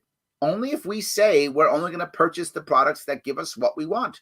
Only if we say we're going to buy the products that fit what we want, right? If we do that, and we don't, right? We just, what did the doctor give me a prescription of? Okay, I'll take that because we're not skeptical. But Tracy, if we get more skeptical, you'll see how it'll change. I think you're right. If we take time and go, wait a minute, is this really what we need? Hey, what's this going to be? You know what? Is there another way of doing this? I think you will find Big Pharma react. And the reason why I say it is, if you look at how many of the stores have reacted to people changing their mindsets and what they want, they changed, they shifted. Even the Walmarts have changed what they bring in and what they care about, right? There are now vegans, right? You can get vegan stuff in Walmart. You could get vegan stuff at Walmart 20 years ago, but the culture changes. People want vegan stuff. You can get that at Walmart now. Walmart's like, okay, I'm going to give you, and Walmart's big box. Well, Big Pharma is the same concept. The more skeptical we are, Tracy, you are right. The more we ask of them, look, people often think, Big Pharma, they sit up there going, how can I murder people? No, they go, how can I make the most money possible? That's what they do. I get it, that they're a big corporation. That's what big corporations do, right? So we have to show them that the way to make the big dollars is to do what we say. If we don't do that, that's what happens. Absolutely. So, all right. Larry, what do you make of states like Texas that are now talking about withdrawing from the union? Do you think this is viable and can happen? If so, would you leave New York State? I don't think it's viable. I get it, and I understand it. And I'm torn on this. I would be forward with you. I don't think it's viable because if you look at most states, it's hard to find an actual blue or red state. And what I mean by that is that the actual states themselves. In almost every state, I can't think of one that isn't. Maybe I'm going back to Wyoming or Montana, but not even that, not even those states. The cities tend to be blue, right? The cities tend to be blue, and the suburbs and the rural areas tend to be red. So how does New York secede to be liberal when out of 62 counties, probably 50 are red? That's a guess. 50 maybe? Maybe less. Maybe 40, maybe more, I should say. Maybe 55. That's too much. Probably somewhere around 45 to 50 are red. I'm guessing in that area. 50 might be red. So how do we do that? How do you secede? Do I Do I chop out cities? We're too balkanized, right? That's a saying from the Balkans, which is a southern part of Europe. I don't see it happening. So I think it's talk and only talk. I don't think it can actually work. But to be forward, it's going to sound terrible. I'm happy there's talk. It sounds so bad me saying it. But I am. Because that kind of talk tells people, stop. Just stop. Right? That's why I'm not unhappy about the talk. Because I think it does let people know, God, we're done. So is that why I leave New York State? No, why? I'd leave New York State to go to another state that has blue cities and red rural areas. That would be a reason for leaving. I would leave New York State because I felt for my family and on my future, there wasn't enough hope here. That's why I would leave. And it wouldn't matter whether people think about withdrawing from the union or not. That wouldn't be the reason. I would leave New York State because I would feel that, you know what, there's just not enough hope here for me and my family. It's not worth it. That is why I would leave, but not just because of this. So I hope I answered your question. So, all right. New York City is a dead zone now, completely vacant. People are hemorrhaging from the cities. Yes. It's what I keep saying, right? The cities aren't going to recover exactly in the same way. They're not going to recover in the same way. It just can't. Government scarier than COVID. Yes, absolutely. Oh my God, I need some libertarian talk. I'm giving you the best I can, William. I'm doing my best. I don't know if it's good enough. Yes. I wish Larry Sharpe was New York State governor. Cuomo was nothing more than an embarrassing blowhard who has ruined the state. Yes, he is just trashing our state like there's no tomorrow. He's not fixing it at all. He's making things worse and doesn't even care and doesn't see it. And will either leave us and go become the AG and just watch us burn, or he'll stay here, get money from the federal government until 2023, which case he will then take the state to bankruptcy. This state goes through bankruptcy in 2023 unless something is done, right? That's really unless something is done. Yes. COVID is more active after 10 p.m. It's science. Yeah, it is. Not just that, William. It's more active after 10, but something else. It knows if you have more than 10 people in your house. It's like a vampire, right? Like a vampire can't come in your house unless you invite him in. Otherwise, he's stuck outside. Same thing with COVID. Hangs outside. And if you don't have 10 people, can't come in. You get 11, and it goes. Boom. Gotcha.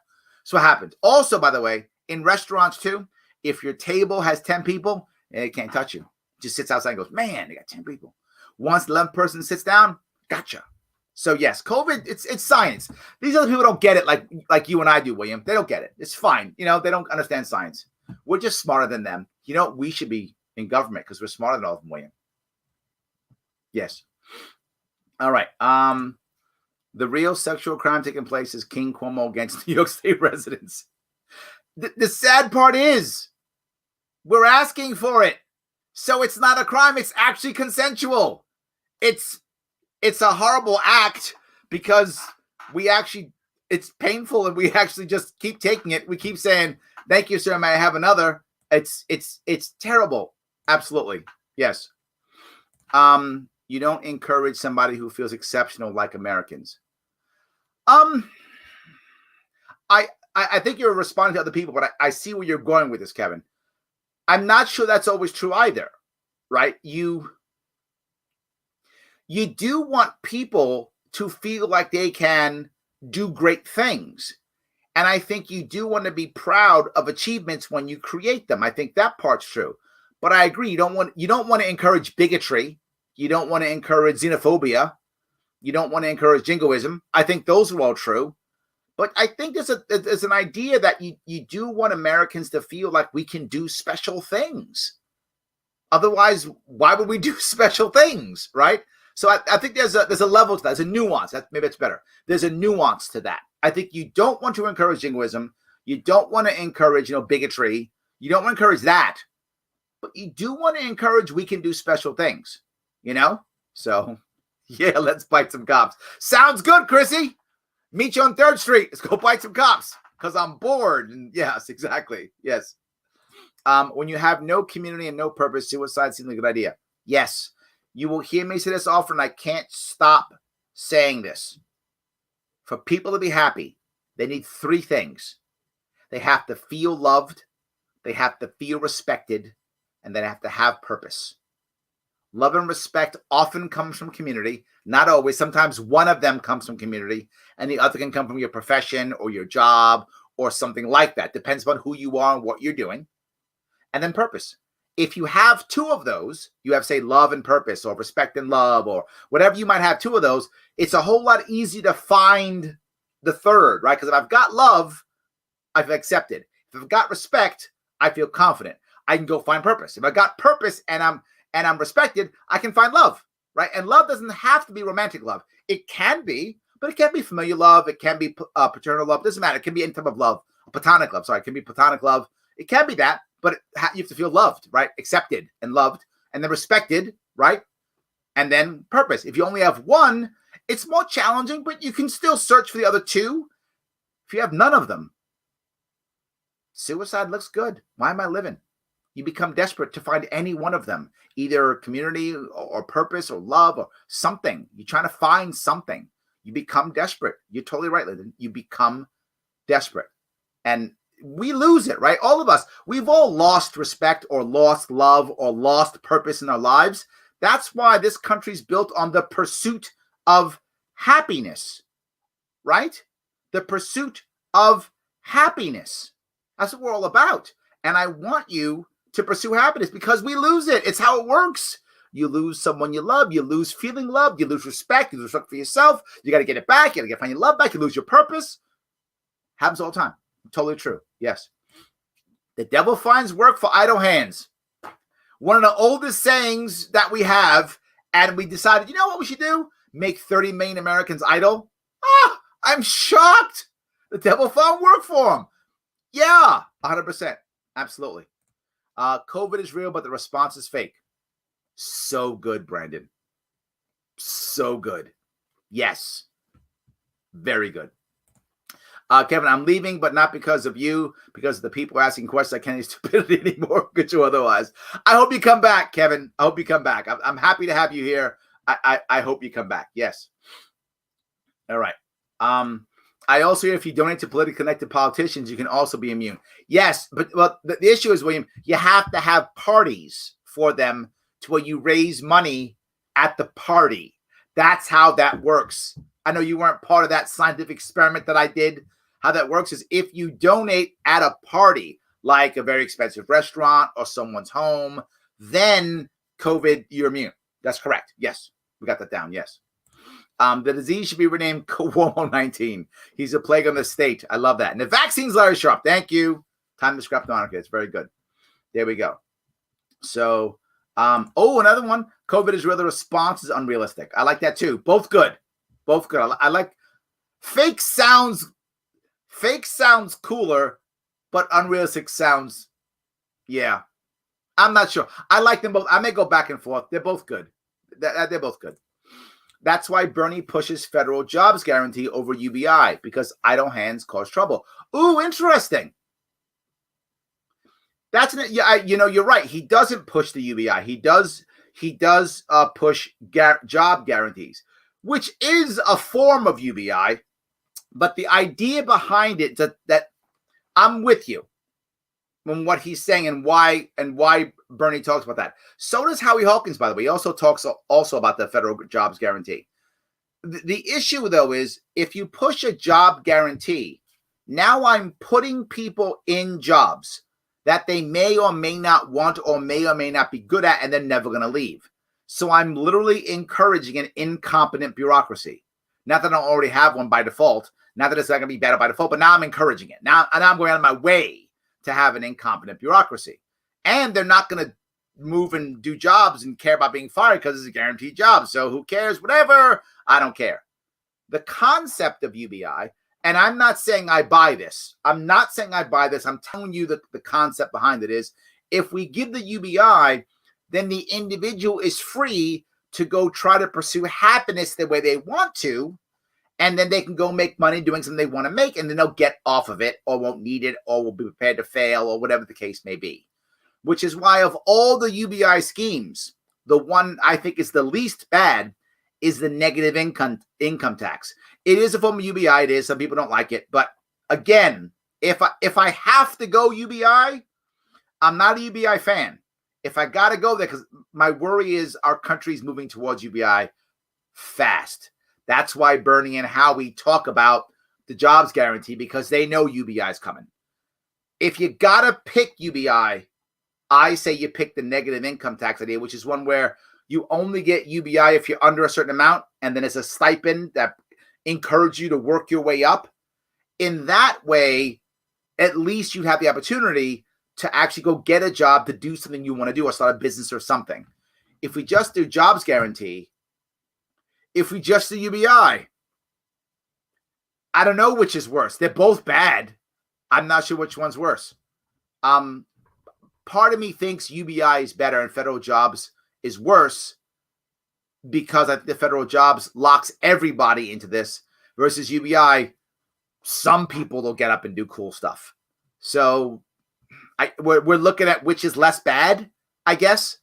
And if I got to pick which is less bad, I'm going to go with UBI over federal jobs guarantee.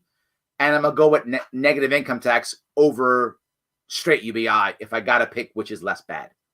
I hope that answered your question. I know I went kind of long on that. I apologize. I don't always want to go that long.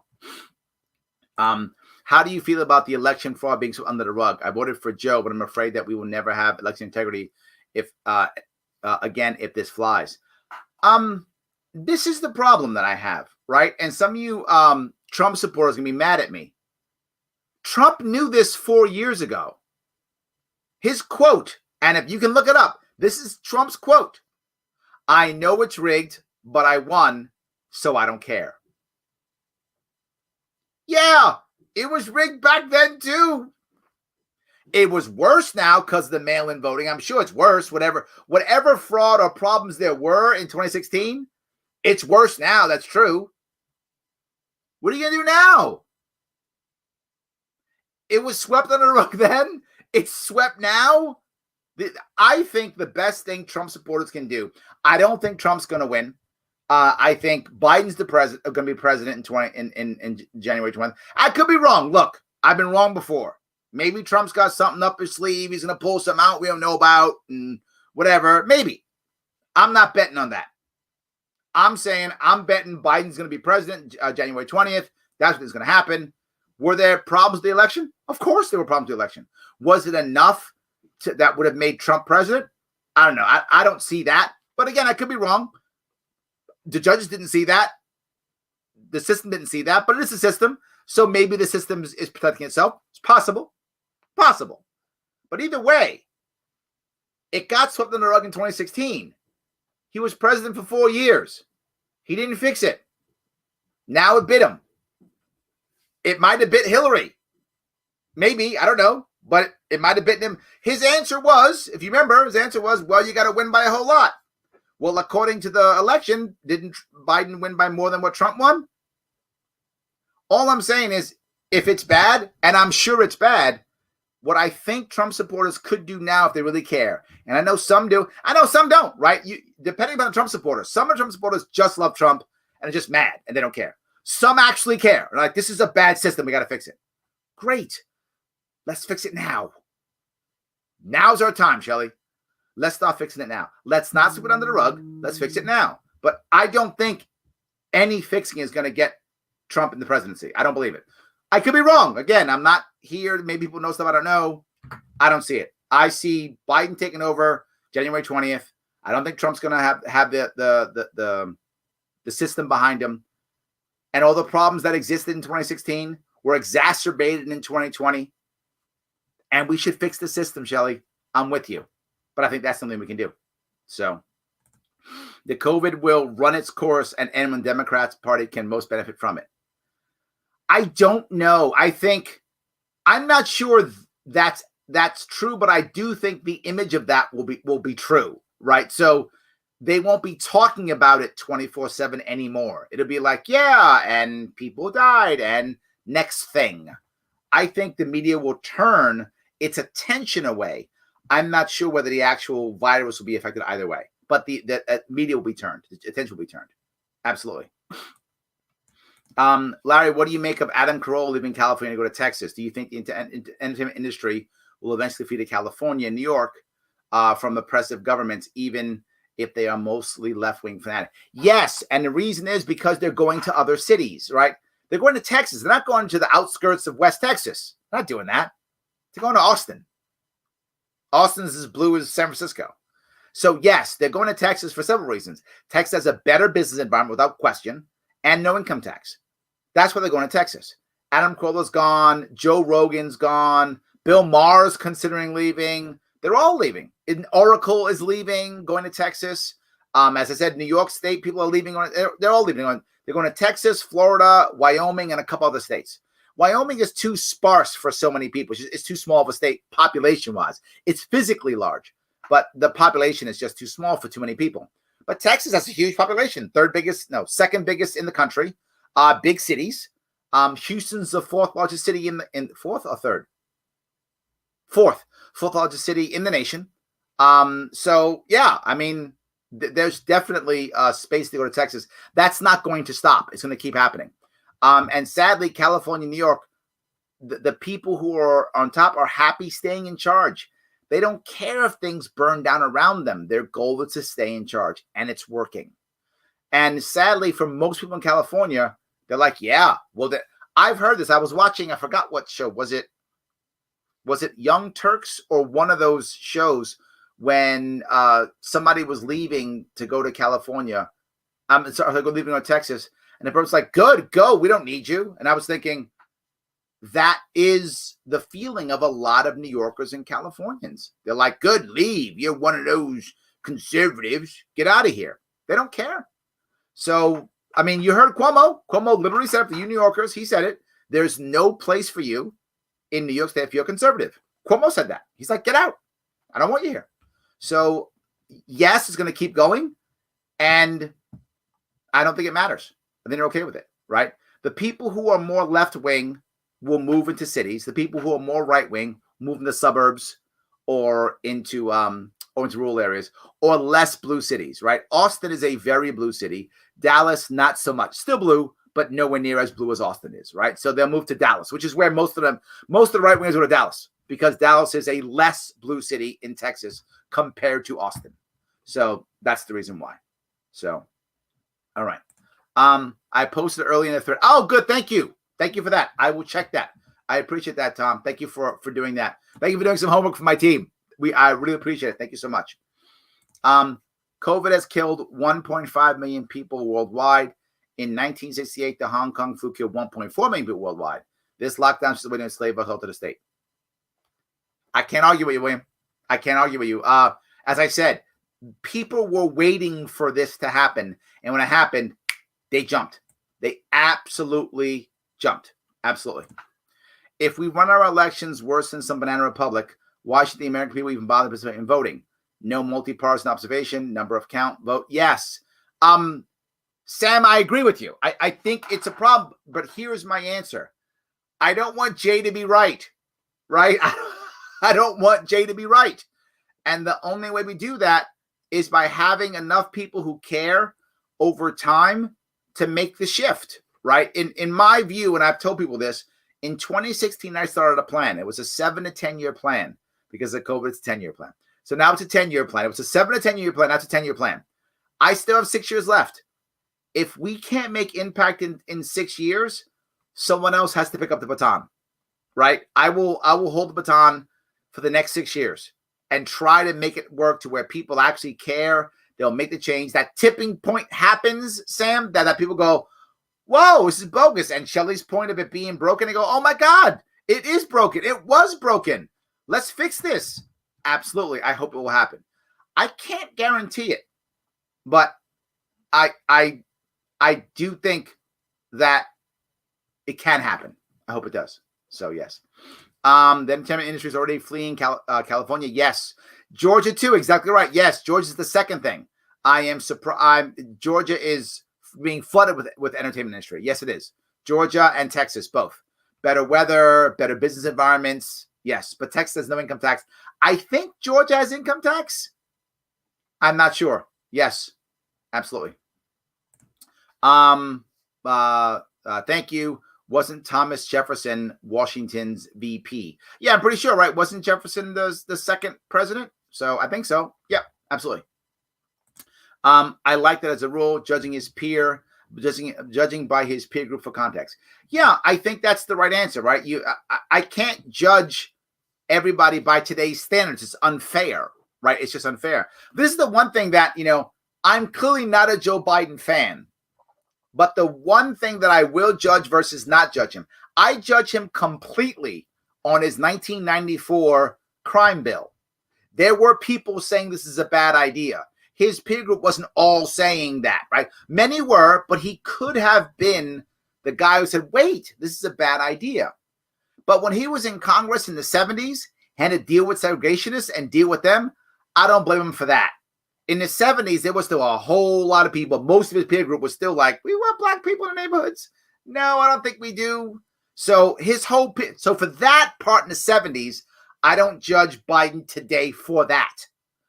For 94, yeah, I do. Because his peer group, no. I was there going, what are you doing? What are you doing?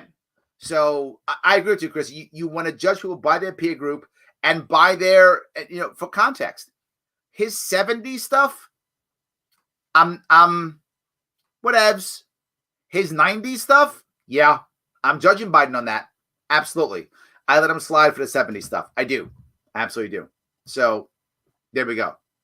All right. Let's see if I can grab some more here. Let's see here. What about the Chinese scientist who said China released COVID on purpose? Didn't they take her family, or is that conspiracy? Is it possible China released it on purpose? Maybe. I would think not, because I think too many of it was too sloppily done. I think. What I'm saying is I don't think the people in America are like, yeah, China, do it, right? Then we'll take over the country. That's what I mean by that when I say it wasn't on purpose. I don't think the American leadership said, oh, good, China, you ready? Release it today. That's what I think did not happen. Did the Chinese release it on purpose? Maybe. I don't think we'll know that for a while. China's much more secret and will literally just kill people, as you know. So that would be hard to find out if that's true or not. But my point is, I think the Americans' leadership here was just waiting for a crisis. And then they would enact this, right? Similar to the Patriot Act, right? They were waiting for, 9/11 or whatever situation to then use it. I think they were waiting for a crisis to use this one, the lockdowns, and China gave it to them. I don't think that part was coordinated. Again, I think we'll find out in the future, but my gut tells me that was not coordinated. They were just waiting for it. It happened. Home run. Let's use it. I hope that was clearer. Yes. Any LEO that enforces unconstitutional laws should be fired. By whom, William? The people who would fire them are giving them the orders to do it. That's my point. That's why I was agreeing with the other guy. I've actually forgotten who said it. Was talking about was it Tony who said that? I forgot who it was. Who said that we want to get the top brass to do this, right? I want the sheriffs and the police chiefs to say don't do it, because then I don't have to worry about the frontline soldier. Right now, if he does, he gets fired because your senior leadership says don't do it, and they do it, then they get fired. But right now, senior leadership is like, no, do it. Who's going to fire them? Nobody. Absolutely. So today I feel like a libertarian socialist, don't you? I love that. Look, what I will always say is if people want to voluntarily decide to be more socialist, to be more collectivism on their own, please go ahead. You have your right to go where you want to go, how you want to go with your own money. If you want to surrender your rights, voluntarily, please go ahead. Absolutely. If that's what makes you happy, that's what you need to move forward in your life right now, go on, man. I'm totally okay with it. I just don't want you to force others to do that. That's my only issue. I mean, the Amish, good on you, man. The Amish can survive in the libertarian world. They can't survive in the totalitarian world. In the totalitarian world, the minorities are always the first to be crushed. Always the first to be crushed, to be scapegoated, crushed, whether they're gypsies or Jews or insert the bad people here, black people in America, Mexicans, Muslims, whatever is in other countries where Christians and minorities, Christians, right? Whatever the minority is, they're the ones who are first to be crushed. The libertarian society, do you. Just don't force others. That's the only issue. So sheriffs in rural North Carolina counties are absolutely ignoring the governor, as they should. I love that. Yes. I'm sorry, but not calling COVID the China virus because it may lead to violence against Chinese people. How many people in Lyme, Connecticut were assaulted for Lyme disease? That's very funny, Shelley. No, I don't have a problem saying it comes from China. The problem is most people are calling it the China virus, not because it's Chinese, but they're calling it a China virus to say it's China's fault, which I don't know if that's true or not. It might be. I'm not saying it isn't. I just don't know yet.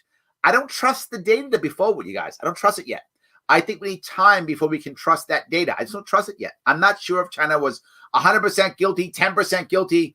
I don't actually know yet. I think we need more time for the real data to come out before we'll know what that actually was. And I don't think there was that much violence against Chinese people. There was some. It wasn't as bad as many people have said. Cuomo uses that as a way to scare people, as a way to sound like he's the white knight coming in to protect you. So that's what it is. So see if I can grab this here. Let's see here. Walmart in upstate New York is allowed to do whatever. No temp checks or max capacity. Yep. They must be one of his Cuomos. Absolutely. They must be one of his Cuomos. That his cronies. That's what I think it is. I see that all the times. How do you feel about executive orders? I don't think they should be an option. That's a good question. The reason why I don't like executive orders is because the way they're used. What executive orders were supposed to be about, they're not. But they were supposed to be orders on how to enact actual laws. That's not what they're used for, Robert. They were supposed to be used for, okay, there's a new law. You have to let people who have disabilities vote. Okay, that's not a bad law. People with disabilities, they have rights. They should be able to vote. Not a bad law. Okay, go and vote. Perfect. Now, then the executive says, here's how we execute that, right? You are authorized to create separate outside polling stations for people in wheelchairs or something like that. I made that up, obviously. But that's what executive orders were supposed to be about. The law wasn't clear, so the executive creates the orders to clarify a law and say, here's how we will enforce it. That I'm not against at all. That's actually a good idea, right? If a law isn't clear, the executive then says, here's how we're going to enforce it. If the Congress thinks that's not what was intended, they take it to the Supreme Court. Supreme Court then goes, okay, that executive order, that is off. It's not what was intended. That is unconstitutional or it is constitutional. And that's fine. The problem is now executive orders are now laws. And this began much more because of gridlock. A lot of libertarians are like, gridlock is awesome because then nothing gets done. That's not what happens with gridlock. Actual gridlock means the executive gets angry, can't get anything done, so he starts writing laws himself. That's what happens. The executive starts writing laws himself, and the Supreme Court now has to become activist. We get mad at these activist judges. They have to be. We've got the president writing laws. They have to become activist judges. The legislation is not doing its job. In New York State, the legislature never does its job, and nationally, it doesn't do its job. Our second branch of government, our legislature, has given up its rights, its power completely. Just said, we don't want that anymore. Scratch that. We're not doing that anymore. That's what we've done. And that's why we have so many executive orders, because of that reason. So I'm not a fan of authoritarianism. I'm not a fan of executive orders, but I don't want to destroy them. I just want them to go back to what they're supposed to be used for, their original idea, which is how to execute a law that isn't clear or that has to be executed differently in different areas or something like that. When it comes to that, I'm actually okay with it. I'm not authoritarian. Question, though, is do you think you're an authoritarian? Do you have friends who might be authoritarians and they're not sure? I have an answer for you to have that question, to have that conversation with them. It's a very tough time right now to have a real conversation politically about where the country should go right now. Mad at this guy, not mad at that guy, big problems. How do you do that? How do you have that conversation? Starts with respect, not leading with facts and opinions, but instead leading with respect, mutual respect, human respect. What can we use to make that happen?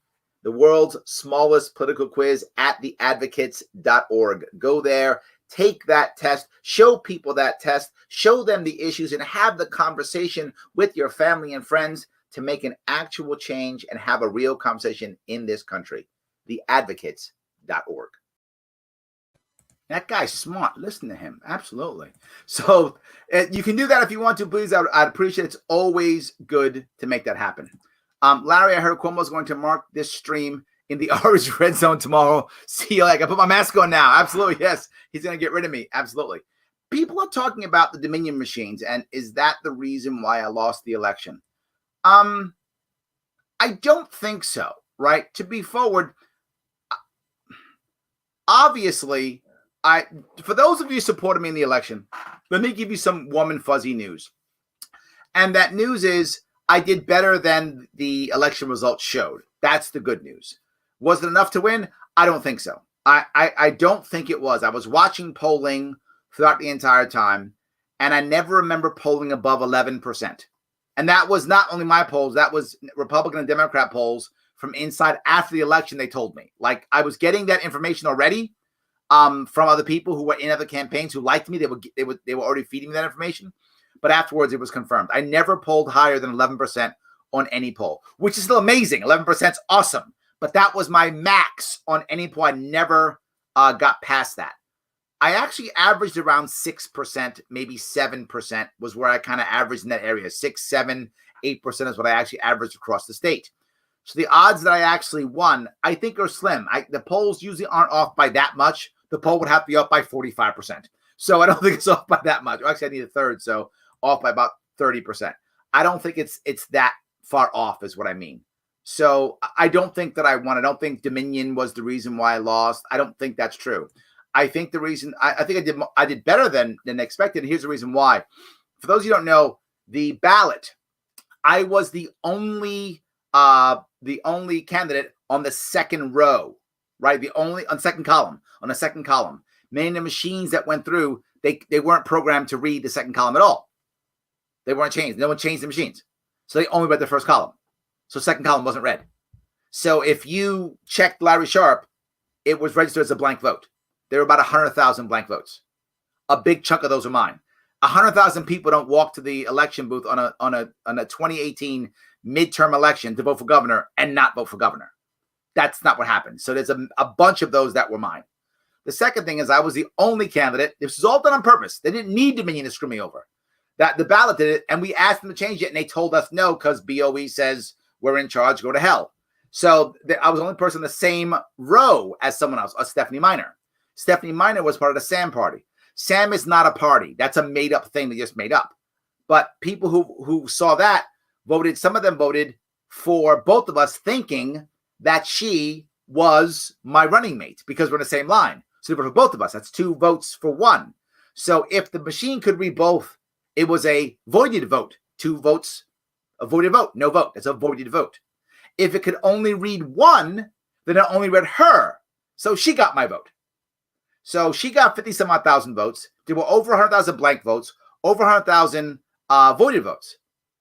So odds are I got another 200,000 votes. So I probably actually got about 300,000 votes, which is amazing, but not enough to win. So I don't think I lost because of Dominion. I do think I probably actually got about 300,000 votes. That's what I believe. I have no proof of this. This is just my opinion. Take it for whatever you want. If you supported me in New York State, I hope that gives you a warmer, fuzzy feeling that we did better than expected, better than you thought. I hope that makes you feel better, but that's all it does. It doesn't give me the election. It's not worth suing. It's just, we did much better, right? So we actually got almost what, 4%, give or take. Is that about right? We got about 4% of the vote, not 2%, got about 4%, maybe 5% of the vote is my assumption in that area. Because I was polling around 6, 7, 8%, which means I should have pulled around 3 to 4% of the vote. That's how it usually works. So, and even at my best, if I did my best, I wouldn't have gotten more than 6% of the vote. At my best, because the third parties tend to get about half of what they poll. So my highest polling was 11%. My highest. It wasn't the norm. That was my peak.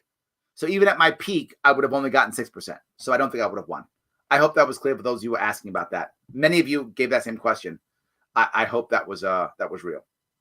So, all right. Let's see. Who was your least favorite president? Without question, Andrew Johnson.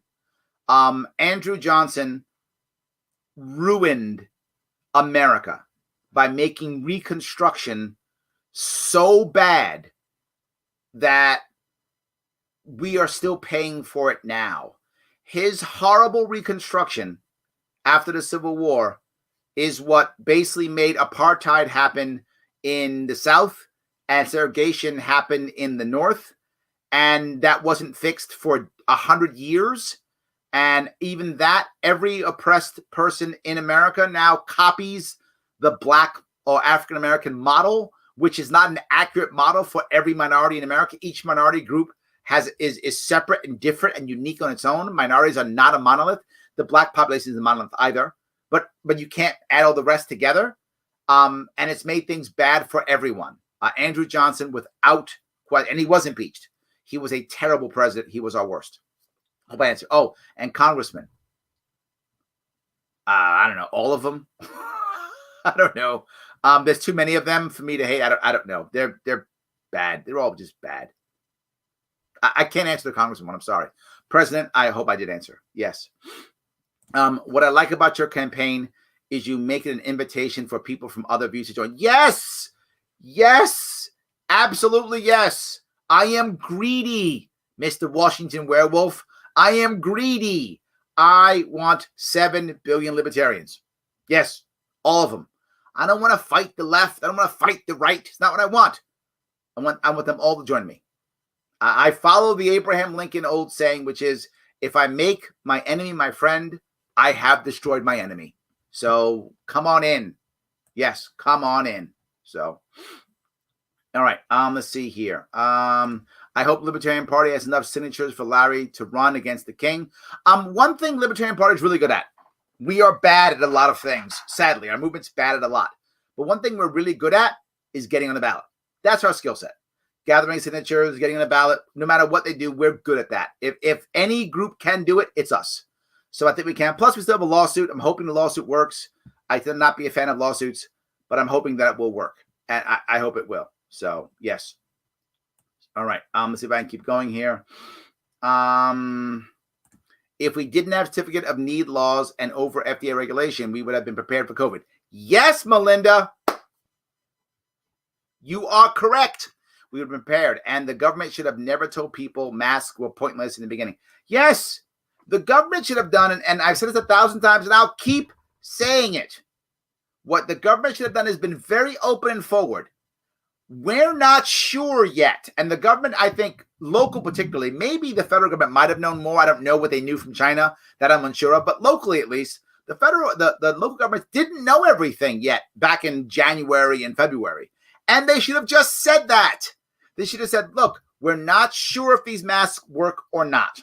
Here's what we know, what we don't know. What we know for sure is if you're over 65 with a pre-existing condition, this can kill you. That we know. The rest, we're not sure. We're not going to call everything a super spreader event when they just made that up. None of that's true. We're not going to say that. We're not going to say masks are no good or masks are good. They're going to say, here's what we think. We think this type of mask will help. That's what we think. Here's the data on it. Here's what other people are saying about masks. And here's how you can get masks if you want them. Here's what the CDC says we should do in retail. Here's what other people say you should do in retail. Guys, good luck. As we find the more information, we'll let you know. We'll update you to what we know to be true and not. We're going to start creating credentialing that if you follow our rules, we give you a stamp so that the people will know that you are following the most recent government guidelines. If you don't want that stuff, you don't have to have. I'm not going to shut you down. But if you don't want to have it, don't. If the people trust the government, then they won't go in your store. They'll go in your store. If they don't, then they don't. And we're also going to allow other people to have stamps also. And let's figure out how to make this thing work. Imagine if we had done that. Changes everything. Absolutely. Arguing with people online has become a national pastime. Yeah, you're pretty much true. Yeah, that's true. I wish it wasn't. Yes. Thanks for answering my question. Now, of course, I'm trying to get to everyone. I get overwhelmed, but I try to get to everybody. I'll be bringing on an engineer by January who will help me cover all these things. This is one of the reasons why I'm always bugging you for money and trying to get sponsors, because so I can get people to do this stuff for me. I need help, And I'm hoping that we'll have that happen too. See, I'm going to be a job creator, Kendall. See that? Thank you guys for everything you're doing. Yes. All right. Capitalism, this is the way. I would agree. I'm with you. Absolutely. Larry, do you think Trump will create his own political party to break from the Republican Party? I don't. I think that Trump will stay a Republican. That's my gut. I think he's still going to have a lot of control and power within the Republican Party. You know, just because Trump loses this election doesn't mean all of a sudden everybody hates him, right? Most of the line Republicans, a lot of the establishment not, but a lot of line Republicans, a lot of them still support Trump. I think it's still like 70% or something like that. There are tons of Republicans, mainstream line Republicans, who still support Trump. Some of them are going to walk away when other Republicans come to the front. That's true. That's normal, right? When he's no longer president, a chunk of those are going to go away.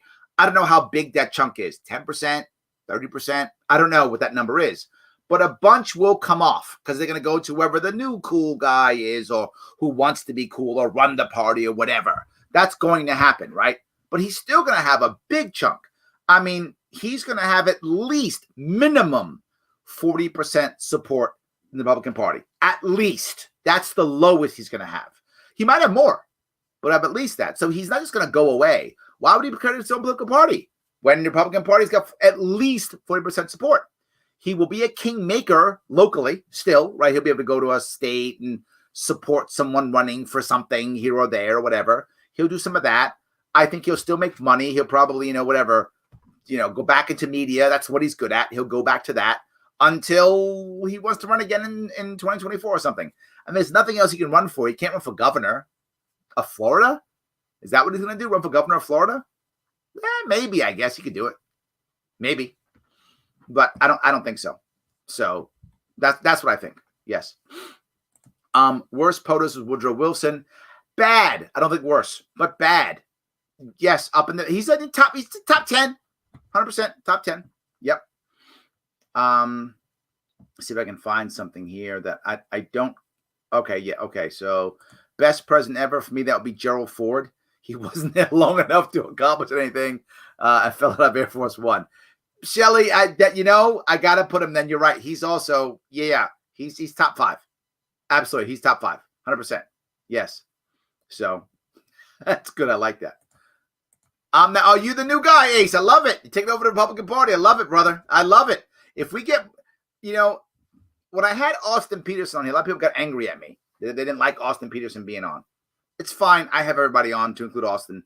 Austin had an idea, which I think he's right on the situation. I'm not sure the outcome is going to be what he wants. I actually hope he's right. And what I mean, what he says is, he says now the Republican Party is going to break up kind of into 3 different groups. One group is going to be more of the populist group, which is really still led by Trump. I think that's right. And my gut says that's at least 40% of the party, meaning of the actual Republican voters. The elite status of the Republican Party, the leadership, I think is going to abandon Trump after January. I think that the establishment leadership is going to abandon Trump. That's my gut. They're gonna be like, Trump, who? They're gonna just kind of forget about him. But the average person, I think, is actually going to the average Republican. I think many of them are still going to support Trump. My gut is 40% is what I think, but we'll see. But there's another chunk of the Republican Party which is going to go back to the old school Republican Party, more of the neocon style, more of the H.W. Bush style Republican. And there are a lot of Republicans who like that, particularly establishment. They really like that kind of Republican Party, right? So there's another chunk. I don't know what that chunk is. Is that 20%, 30%? I don't know what that chunk is going to be. Then there's the third chunk, which is more of the libertarian wing of the party, more like the Masseys and the, to a certain extent, Mike Lee, that type, right? He thinks it's going to break into those 3. He believes Tea Party 2.0 is the best chance of having the liberty side take over and be more powerful in the Republican Party. I hope he's right. I don't know if he's right or wrong. My gut says it's not going to work because it hasn't in the past. That doesn't mean it's not going to work. But that, I think, is what Austin Peterson is trying to achieve. He wants that to be like the part that grows, right? That's what he believes out of the three. I think he's right. I think that is going to be the breaking up of the Republican Party. The Republican Party's in three. Democratic Party's broken in two. The old school people who are really happy Biden's president are like, yay, we're going back to the Clinton years. We're bombing people again. Come on. That's the good old days, right? That part of the Democratic Party, right, is in charge now, and they're happy. And the other part is more of the Bernie side, the more AOC side of the party. They're not happy right now. They really want more power in the party, and they don't have it. So I think that's what we're breaking up right now. That's how I see it. I think Austin's right. Looking at the Republican Party, we'll see what happens. I hope his part wins, right? And if the Republican Party was more like Austin Peterson, that's not a bad Republican Party. Not bad. I'll take that. I wish we had a Republican Party that was more like Austin Peterson and a Democrat Party that was more like Tulsi Gabbard. If we had that, it's not bad, right? I mean, there'll still be Republicans, Democrats. They're not libertarians. But if that's our competition, not bad. I can deal with it. I'll deal with it. Again, still Democrats, still Republicans, but not bad. So, Larry, thank you for everything you do. We need honest and reasonable people like you in the political world. Thank you. St. Lawrence King Sharpe. No. If anything, maybe you can make me Lord Protector, right? I don't want to be that king stuff. I'm kidding. Some of you know the Lord Protector piece. But yes, it's a inside baseball. Thank you. Andrew Jackson's first run for POTUS was stolen. He spent the next 4 years creating a political movement, then won it. Trump needs to do that, and the movement that Jackson made was the Democratic Party. Make you think. Well, I think either party can work depending upon where you are at that time, right? Absolutely. Depending upon where you are at that time. Either one can work. Absolutely. So the establishment GOP abandoned Trump 4 years ago. No, but they jumped back on board, William. They did. When he actually won, they were like, Trump, we've always loved you. They went right back on the Trump train. You're right. They were off it. When Trump was first running, establishment GOP was like, Trump is crazy. To hell with him. We don't want. He's not a Republican. All that stuff. Then he won and was popular. They were like, Trump, my brother. They loved him all of a sudden. Now, that's what I'm saying. They're being good to him now for only one reason. The Georgia special elections in January, right? They know if they piss off Trump supporters, they may not show up in Georgia. Democrats win the Senate. But after that election's over, they're going to be like, Trump who? Did we have a Trump? I don't remember. Trump. Who's that guy? The leadership is just going to forget about him. But the average Republican, a lot of Republicans still like Trump. He's not going away. He's not going away. So I took the quiz and landed libertarian. I'm not surprised, brother. I am not surprised. Absolutely. Yes. Republicans need to know that the old GOP is dead. The future's libertarian. I hope they get that, Sam. I do. I hope they get that. Support for Trump is huge. I think 40%'s lowball, but since his base is still growing. Shelley, but I think after January, it'll go down. I think today, you're totally right. Right now, Trump support is still at least, with Republicans, that is, at least 70%, right? At least 70% within the Republican Party right now. I totally agree with you. What I'm saying is after it's all over, there's going to be other Republicans who start going to the top and start, I'm the new guy. I've got the answer. I'm going to fight the Democrats. They're going to all start coming to the top. And Trump's going to start losing some. I don't know how many he'll lose. I'm saying I think 40 right now in my head, 40% is probably his basement. He could go higher, but some are going to come off over time. 3 months, 2 months, 4 months in that area, I think you'll see people begin to go off and go, oh, no, I love whatever. Ted Cruz or whoever is the new, superstar Republican guy, whoever that person is. That was my point. I didn't mean now. I think now you're totally right. Most Republicans still support Trump right now. So, yes. I tagged your page in a post in a post about a few New York City mayor candidates. Should have them on your show. Not a bad idea. I love that. Thank you. Yes, absolutely. I love that idea. 100%. Yes, Austin brought me to the LP. They need to get off his back. Well, I don't agree with all his ideas. Still a good dude. I agree. I was never anti-Austin. People are anti-Austin. They're mad at him. I never was. Like, you know what? It's fine. He did what he thought was best and move on. It's all good. I endorsed him when he ran in the primary in Missouri. I still support him. If he can come back if he wants to. He's not gonna. He's not gonna.